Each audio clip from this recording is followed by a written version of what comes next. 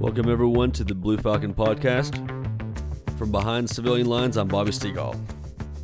This next recording is a podcast I had with a good friend of mine, Kyle Domnick, and due to some editing fun, we'll just go ahead and jump right into it. Thanks for listening, guys.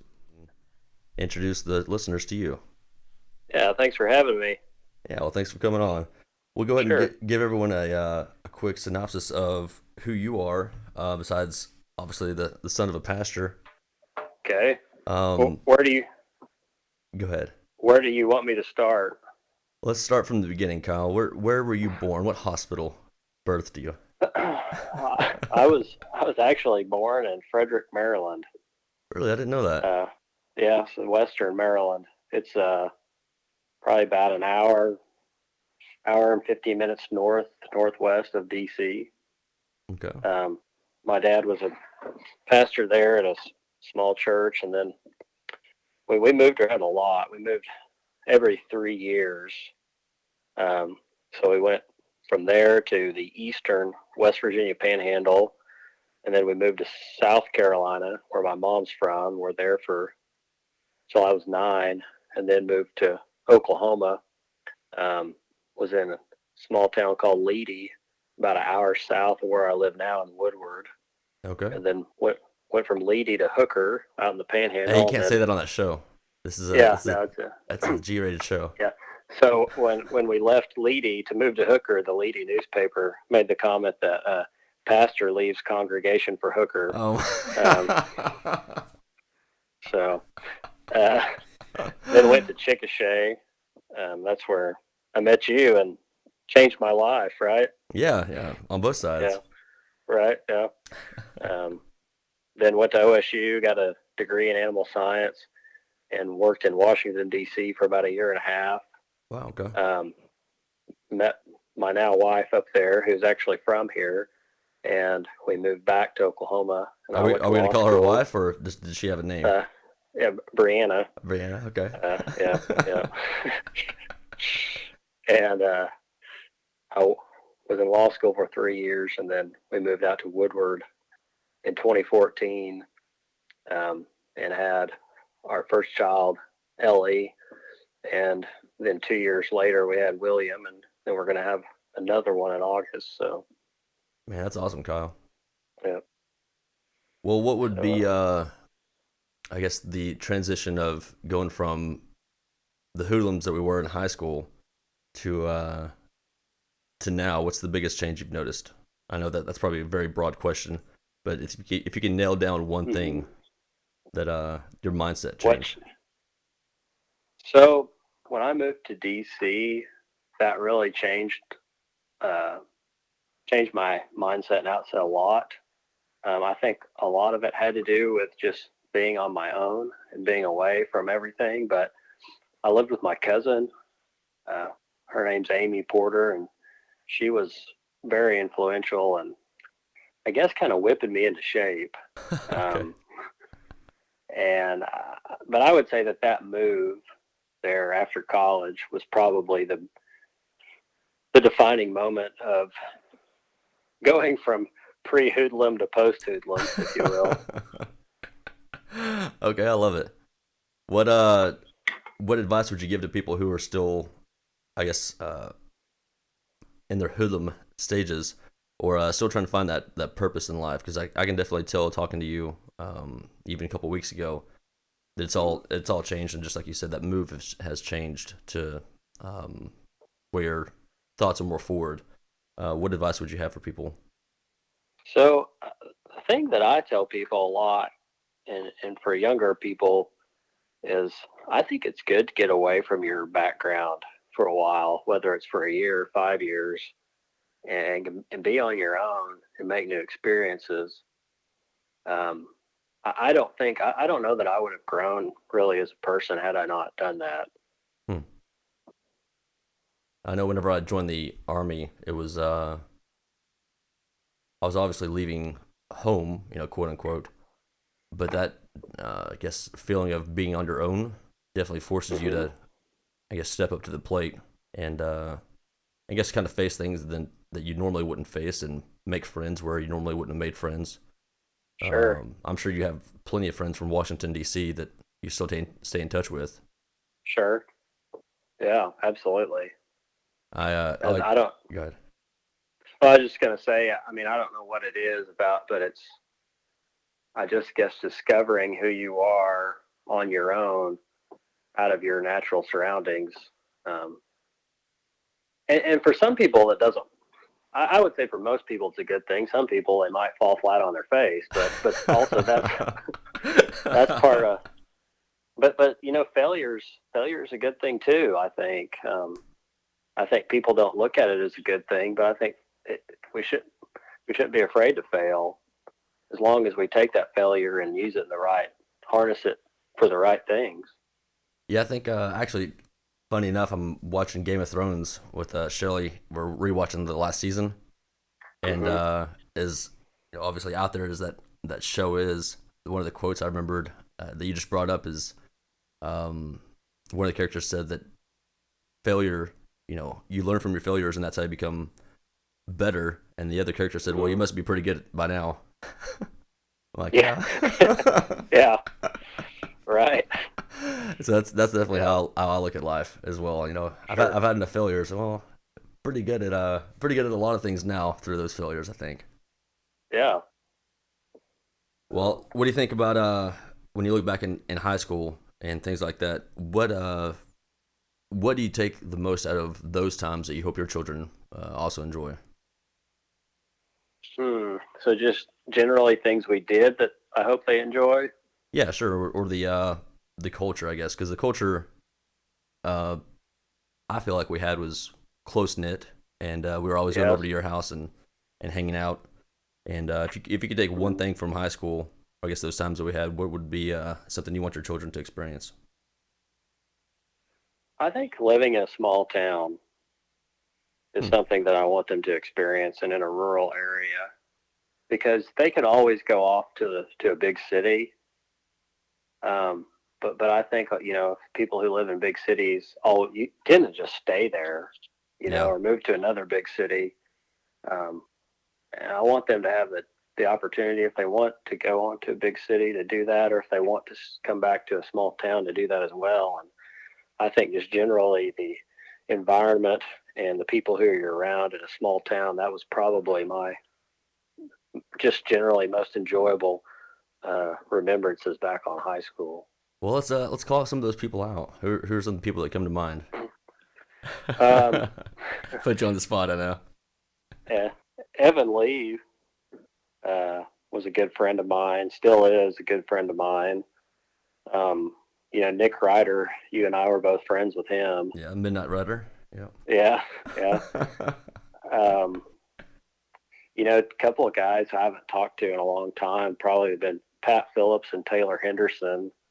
Yeah. Those guys, um, you know, I think they had some pretty good influences on me, in high school.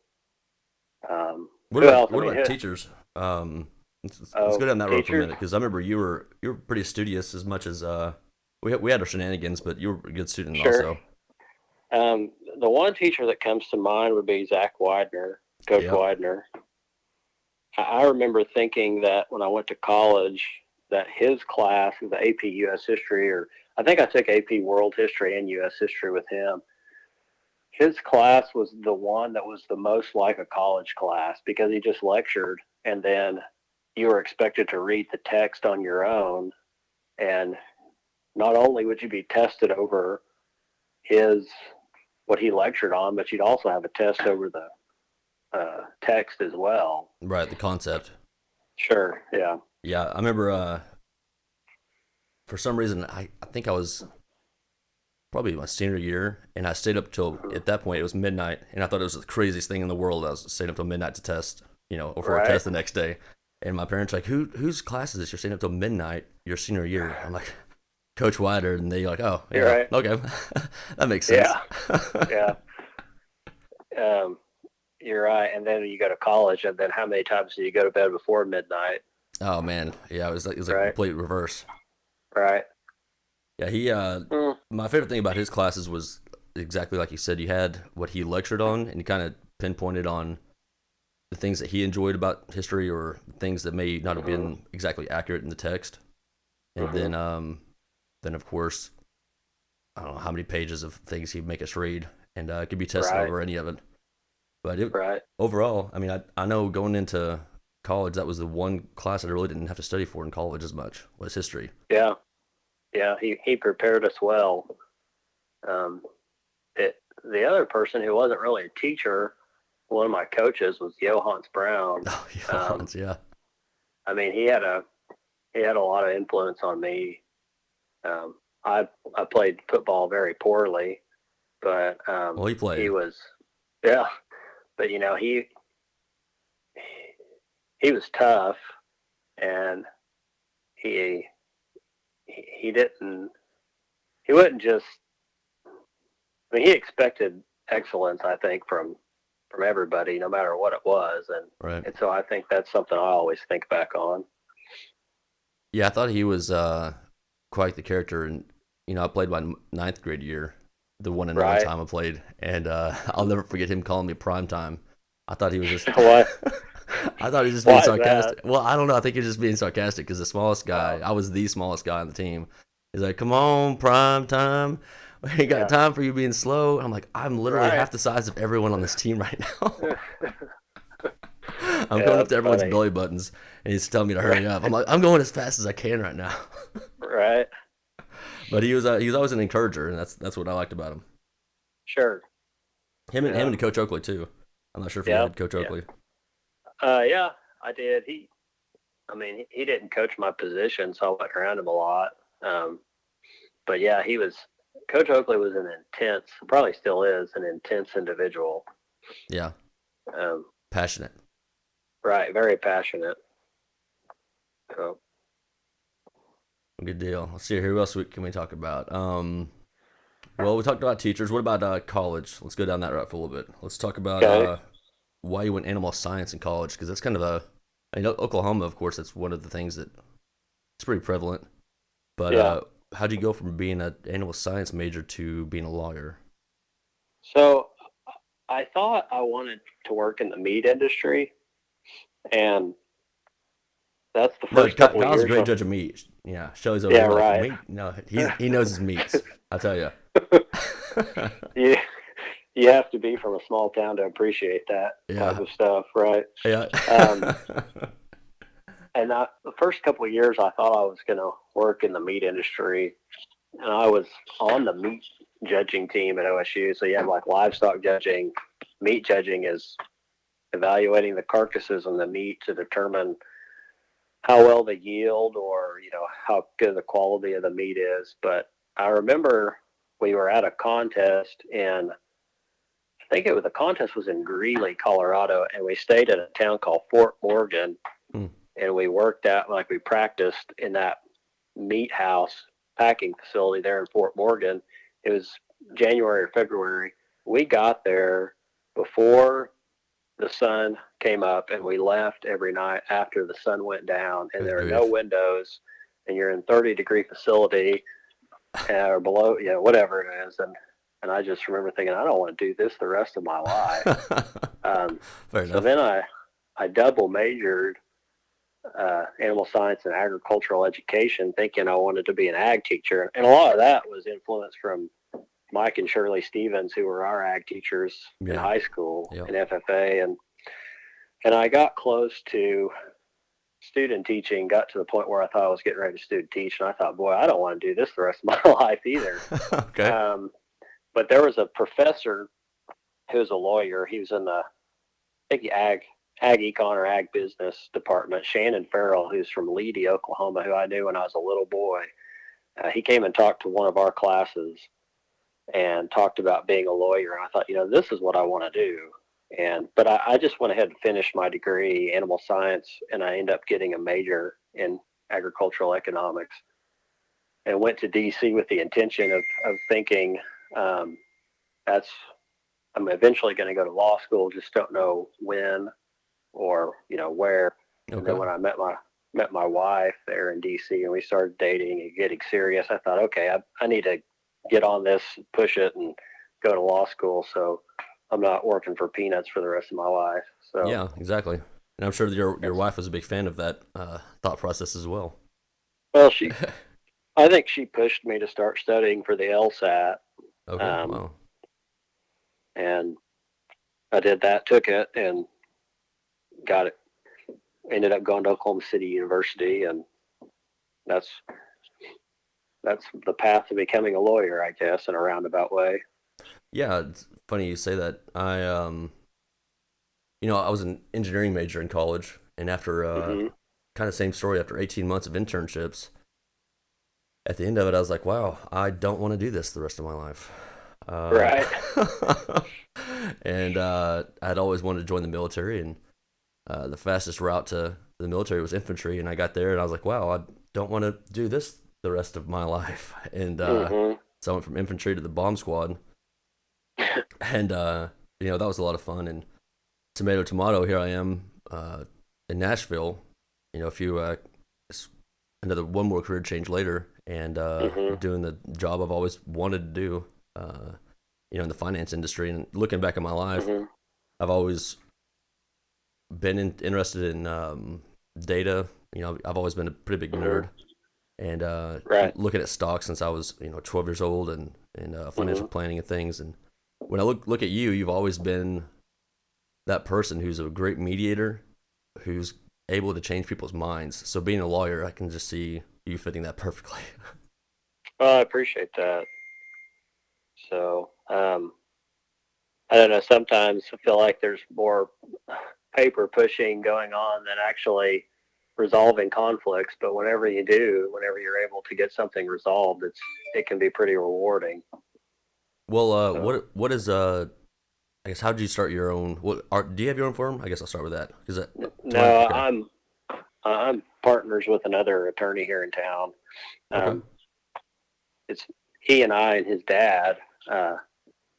Till about a year and a half ago, he's kind of semi-retired. He comes in a little bit in the mornings, but he and I this firm that I'm at's been around for a long time. okay. Um, and I knew that we wanted to move back out to this area, and I knew that this was a good firm based on people I talked to. So I got in, called Cody, who's my partner now, and came and interned during the summers in law school, and they offered me a job, and so that's how I got to be at this firm that I'm at. All right, so it's mainly networking, is what you're saying. Yeah, I mean everything's networking, right? Yeah, Pretty if you much. haven't realized that yet, you're probably not networking. Yeah. You know. Right. Yeah. Okay, good deal. Yeah. What piece of advice would you have for people who are wanting to get into, let's say, a law degree? Because honestly, I looked into it also when I was getting out of the military, and Hmm. there's so many different kinds of law. What type of Right. law do you specifically have your expertise in, and how'd you come to that conclusion? So most of what I do is deals with real property, which is land, um, residential houses, the issues that come up with land and that, and then title work. Whether or not you have good title to the land you own. Hmm. We do a lot of oil and gas out here. We represent a lot of royalty owners, um, and we do a lot of estate planning and and probates as well. That's probably the main area of what we do. Okay.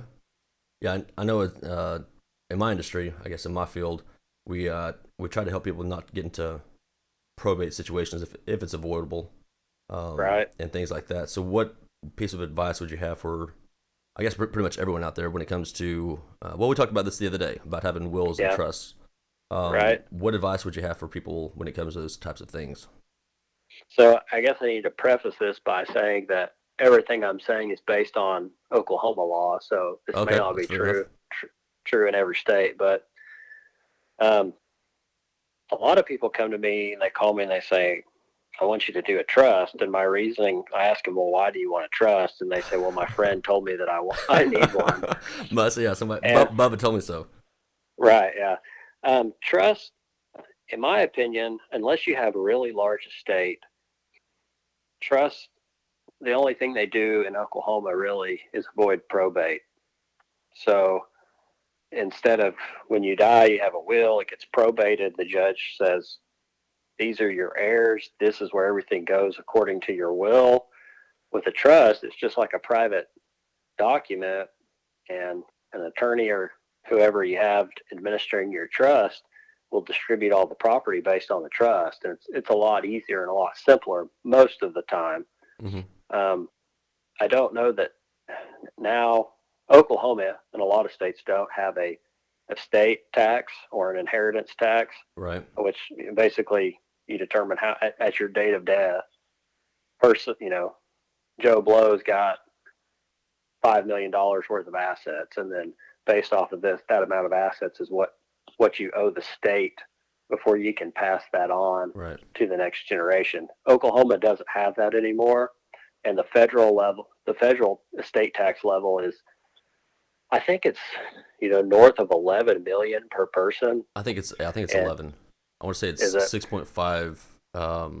Or it used to be 6.5 or 7, well? but now it's It used 11. to be, yeah. It went up after the last tax law in 2019. So, and the other thing about that is your surviving spouse can take your unused share. So a couple can shield up to 22, $23 million in assets before they owe any estate taxes.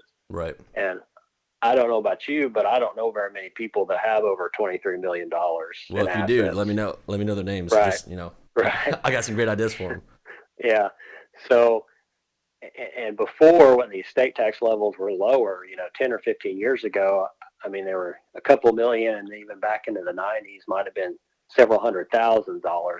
And people used trust back then to help shield some of the estate tax burden.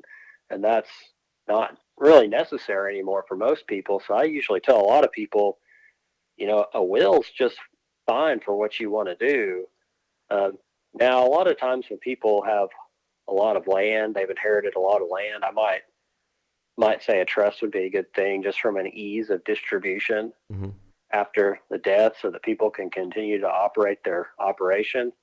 But if people are looking to avoid probate, I usually say, okay, let's just set up a will. Somebody that's just, middle income, median income person, they own a house, a bank account, a car, they have some investment funds. I usually say, okay, let's, just have your house with you and your spouse in joint tenancy. So that way, when the first one of you passes away, it automatically goes to the second one. We'll have a will that gives everything to the surviving spouse. And then when you die, most people just leave everything to their kids in equal shares. Right. And then the other thing I say is that, well, I guess go back to the house deal.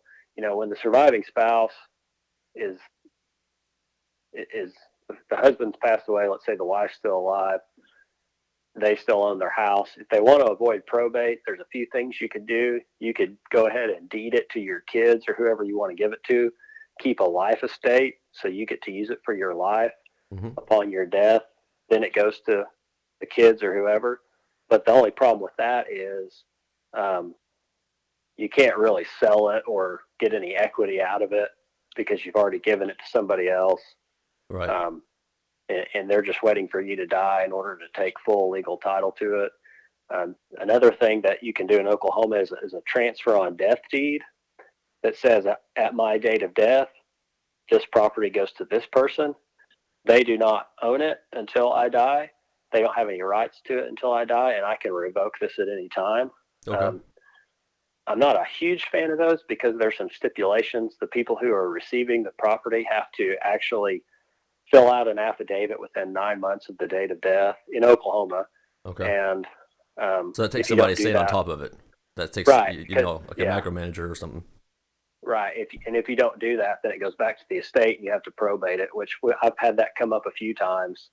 Um, so, but then let's talk about bank accounts. So, I mean, every bank's different, but generally, each bank's going to allow you to name a pay on death beneficiary Right. of that bank account. So, when you passed away, that money automatically goes to whoever that beneficiary is. Any stocks or life insurance policy are automatically going to have a beneficiary. That Right. doesn't go through probate.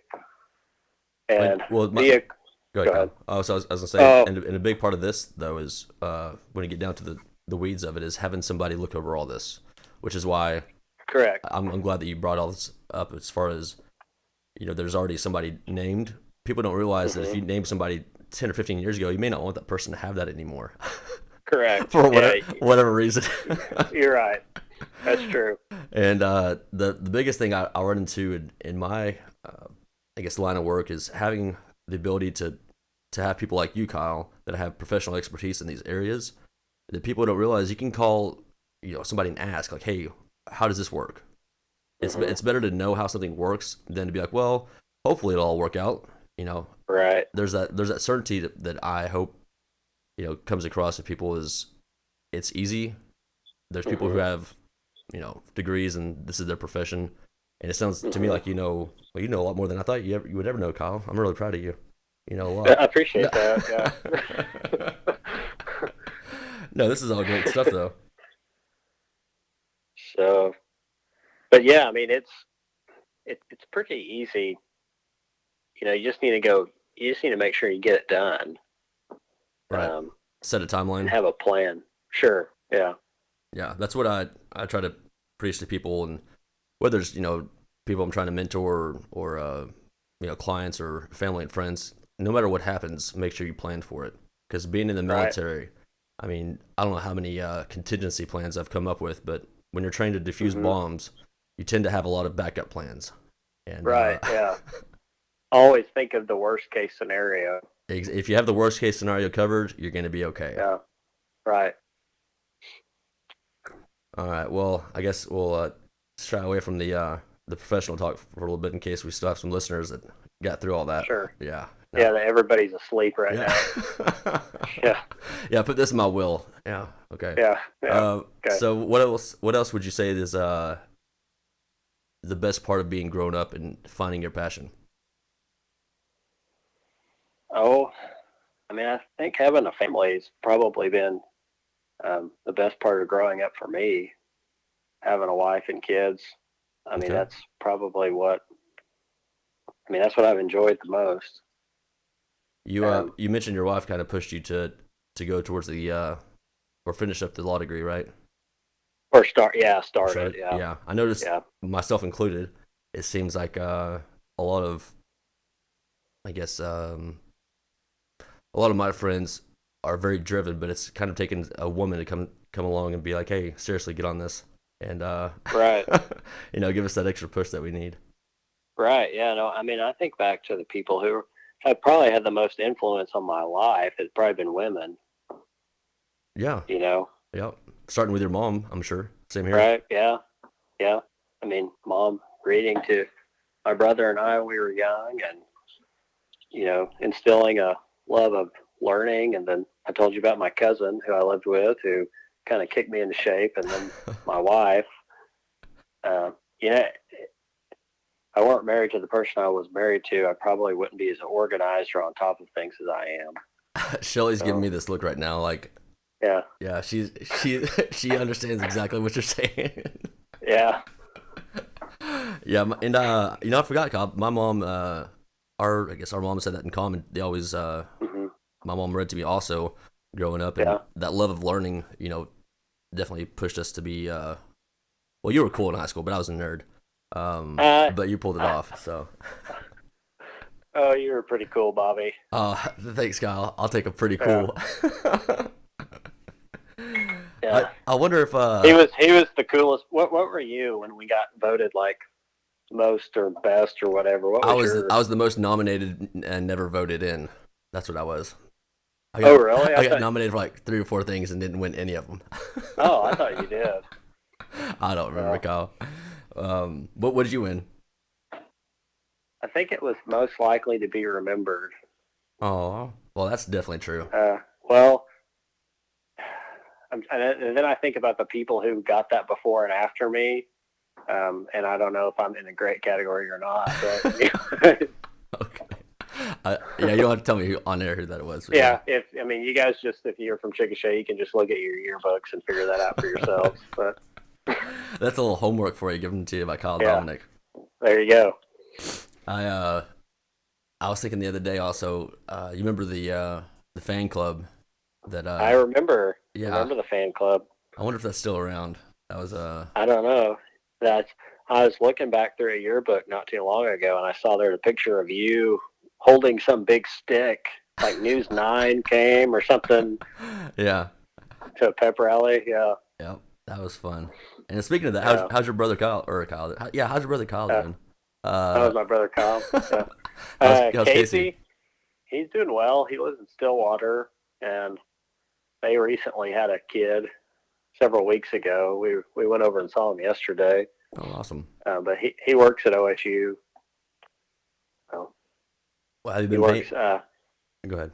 What's that? I was gonna say, have you been paying attention to the basketball team? I'm sure Casey's pretty riled up about that. Um, so I keep up with OSU football pretty well, but I guess for OSU basketball, I know we had a bunch of people get kicked off, and I know that we're not doing well. But other than that, I mean, I know we won our last two games, but I haven't really watched any or kept up much. Yeah, I guess Uh, for me, not being in Oklahoma, that's kind of the only. that's your connection. Exactly, I couldn't say it better Yeah, myself. So anytime I get a chance to watch, even if they're losing, I'm like, yeah, I'm gonna stay and watch this. At right. least I'll see some familiar colors. This orange out here in Tennessee is not very pretty. I'm not sure. Yeah, Yeah, it's kind of a dull orange, isn't it? yeah, I'm about to get hit Um, too. But yeah, I think we've got a good basketball coach. I mean, if he gets the right players, I mean, man, yeah, I think he's better than what we had before. oh yeah, hands down. I always So watch on Instagram his little coaching, post game yeah, sessions, and it's always really good stuff. I mean, it'd be hard to, I don't know, go on a was that we lost like 8 or 9 in a row and go in the locker room and try to say something right. inspirational. Like at some point, a lot of people would say, Hmm. "Well, who wants McDonald's? Anybody else want to, you know, Yeah, anybody want a Happy Meal? Because this shit's depressing." yeah, yeah. It's and it's sad because when I was a kid, all I really cared about was OSU basketball. I didn't. Our football team was awful, and Eddie Now it's Sutton vice had really versa. good. Yeah, now it's. But I think he'll make a turnaround, and I don't know. I think the fact that OSU has invested so much more money into football, I think it's going to be hard for basketball to ever get back to the level that it was. Hmm. But I think that they've got a good coach who, if he'll stick around, and we give him some time, I think they'll be competitive again. Oh, 100, I 100% agree with that.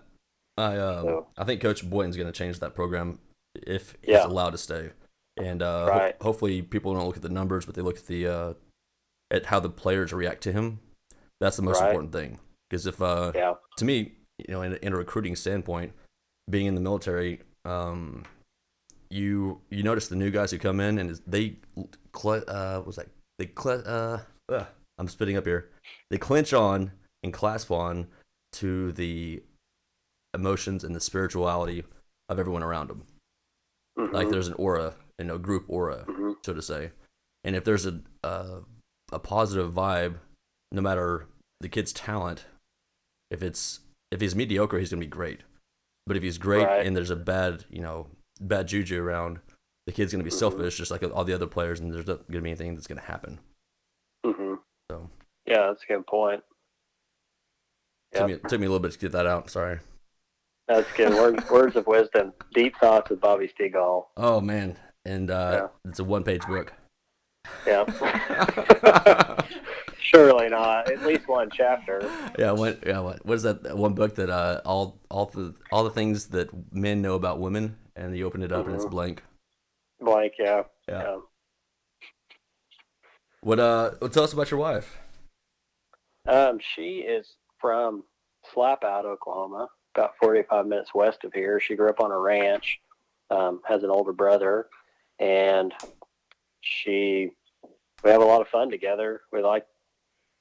Before we met or before we got married, she traveled a lot, and I think she really enjoyed that. And I think we'd like to start doing that again once children get a little bit older. Um, Where do you guys want to go to?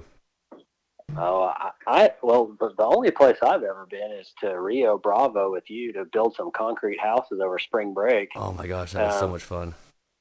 but she's been to Europe. Um, I think we'd like to go do that. Um, she stays home with our kids and does a really great job with that. And you know, teaching our kids. Our oldest goes to preschool 3 days a week. I guess I don't know what they call it. She'll start actual school next fall, Okay. but she does a really good job reading to them and teaching them, and but Well, what you are some of know, the places that you guys think you want to go visit? well, I'd like to go to England. She studied abroad over there for a little while. Oh man, that's Um, awesome. but I'd like to go do that, and Europe generally. We really This is going to nerd out a little bit, but Okay, we you know who Rick Steves is? it sounds familiar. He does. I mean, he does Europe, travels Europe, does all these like shows, and um, he has guidebooks. We watch a lot of him I'm guessing on that's on the. PBS. Okay, yeah, all right, cool. Yeah, and um, I think that's where we'd like to go travel a lot too. Um, Is there any particular town or? so I think I'd like to go see Northern England and Scotland and probably Southwest England into Cornwall and maybe Wales. I'm sure London would be fun. I'm sure I'd really enjoy it, but I've always kind of been more of a rural individual, Right. and I just would like to see more of the small towns and in that area. Well, maybe if we have some listeners who've been to the area, you can send us an email list or hit up Kyle Yeah, and let us know exactly where some good rural hooker-sized towns. hooker-sized towns. Yeah. Hopefully they don't misunderstand that statement, Bobby, and then say, "Oh, here's the place with the best brothel in this town." And You're bringing your yeah, family along. yeah, This is the hooker town you guys wanted to yeah, come to. yeah. Right. I think I told you I was at UPS picking up a package the other day, and the lady there was from Leedy, and we talked about hooker, and that's such a small world, being in Nashville, Tennessee, and to be able to strike up a conversation with somebody, and all of a Mm-hmm. sudden find out that we have a lot in common. Right.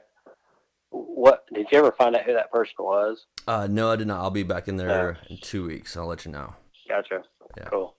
And I think on a travel note, for some reason, I really want to go to New Zealand. That's kind of on my Do you? bucket list, and it may be because of all the Game of Thrones and stuff, all Yeah. the cool scenery that I see on there. Well, I mean, it's my understanding that New Zealand has really diverse topography. Is that right? Yeah. I think one of my, I guess, bucket list goals is to ski one day and then surf the next. Yeah, that'd be fascinating. There has to be some Oh, kind of toll on your human body on that altitude adjustment, but we'll deal with it oh, then. I'm sure. I'm sure. Cool. Yep. Well, I'm trying to think of anything else that you would want to cover. I know it's been a pretty good 45-minute podcast we've been having Yeah. here.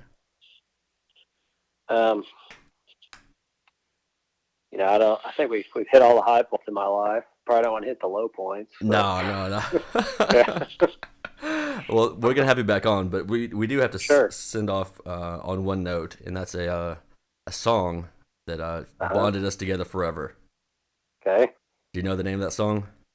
My guess is probably going to be Bandito Gold. Oh, Bandito Gold. All right. There you go. Well, Kyle, thank you so much for coming on the podcast. Sure. We're gonna have you back on again. Sure. Thanks. And Thanks again, for having brother. me. Yeah, of course. Great Yep. catching up. Day and night the hot wind blows, but what I remember most was a look I can't forget in Daddy's eyes. He said the yellow coat's our first one, and I know 2 long years we both have watched him grow. But the pastures all have died and McClellan creeks run dry. Son, I've got to sell Bandito Gold. Bandito Gold. Think of all the mighty rivers we've crossed and all the mountains we've climbed. Bandito Gold. Think of all the outlaw bands that we've captured single-handed in our mind. Thank the Lord that spring we got the rain. with thunderstorms and buckets full of cane. Then the prairie flowers bloomed and McClellan Creek ran full, and the pastures turned a brilliant Kelly green. Then the 1st of May our old mare Dixie foaled, 4 white socks, a pretty yellow coat. With pride we watched him grow until now he's 10 years old, but he never can replace Bandito Gold. Bandito Gold, think of all the mighty rivers we've crossed and all the mountains we've climbed. Bandito Gold, think of all the outlaw bands that we've captured single-handed in our mind. It's my turn to ride my horses and shoot 5, and I've checked the rein and pulled my saddle tight. Way out in Idaho at the Twin Falls Rodeo, I've drawed the outlaw horse, Bandito Gold. Bandito Gold, think of all the mighty rivers we've crossed and all the mountains we've climbed. Bandito Gold, think of all the outlaw bands that we've captured single-handed in our mind. Bandito Gold, think of all the mighty rivers we've crossed and all the mountains we've climbed. Bandito Gold, think of all the outlaw bands that we've captured single-handed in our mind.